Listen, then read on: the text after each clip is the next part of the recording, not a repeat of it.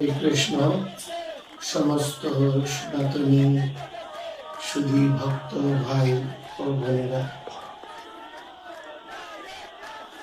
আজকে সম্মিলিত সনাতনী সমাজের উদ্যোগে প্রাকৃতিক বৈরী পরিবেশের মধ্যেও স্বধর্ম, কৃষ্টি, সংস্কৃতি, দেশাত্মবোধ, দেশপ্রেমের আলোকে আপনাদের সকলের নিরবচ্ছিন্ন সহযোগ, অংশগ্রহণ এবং এই প্রবল বৃষ্টির মধ্যে ৩-৪ ঘন্টা আপনাদের সাবলীল উপস্থিতি সত্যি প্রেরণাদায়ী এবং সনাতনী সমাজের নিকট অত্যন্ত আশাব্যঞ্জক। এবং সমস্ত মঠ মিশনের সাধু সন্ত মহাত্মাদের উপস্থিতি আমাদের এই অগ্রযাত্রা আন্দোলনের আশীর্বাদ রূপে বর্ষিত হয়েছে। তো আমি আপনাদের সকলকে একটি বিষয় অবগত করতে চাই। আজকে এই সমাবেশের সমাপ্তি ঘোষণার পরে আমি যখন প্রবর্তক শ্রীকৃষ্ণ মন্দিরে চলে আসি, ইস্কন প্রবর্তক শ্রীকৃষ্ণ মন্দিরে আসার পরে জানতে পারি সেখানে পিডিবির যে আবাসিক কোয়ার্টার, তার পেছনের বিল্ডিং থেকে আপনার ঢিল ছোড়া হয়েছে। এই ধরনের ঘটনা প্রবাহের কারণে যারা আমাদের আন্দোলনে অংশগ্রহণ করেছেন সেই সমস্ত তরুণ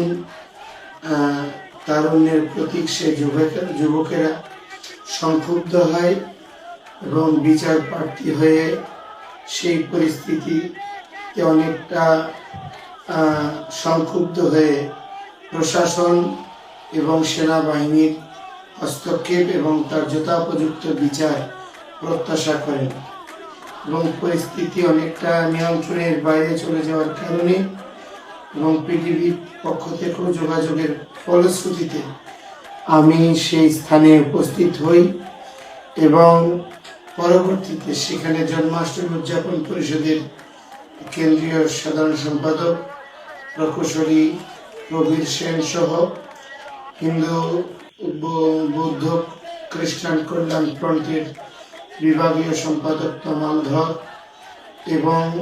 যেই সমস্ত ঢিল ছোড়ার ঘটনা বিষয়ে যারা ভিডিও করেছেন সেই সমস্ত সংক্ষুব্ধ উপস্থিত যুবকবৃন্দের সমন্বয়ে পুলিশ প্রশাসন,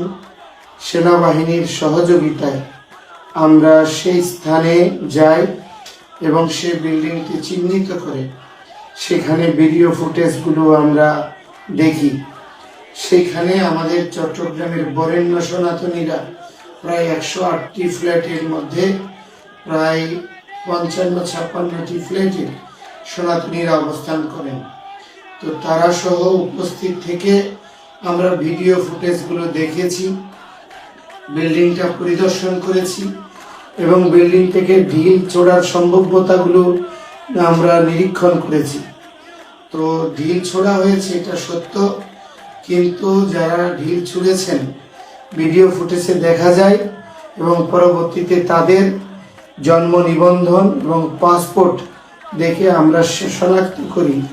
তাদের বয়স কেউ 13, কেউ 14, কেউ 15, এর উপরে কেউ নেই। যেহেতু তারা অনেকটা নাবালক এবং সেই পরিস্থিতিতে তারা অনেকটা অসতর্ক অবস্থায় এই ধরনের ঘটনা ঘটিয়েছে,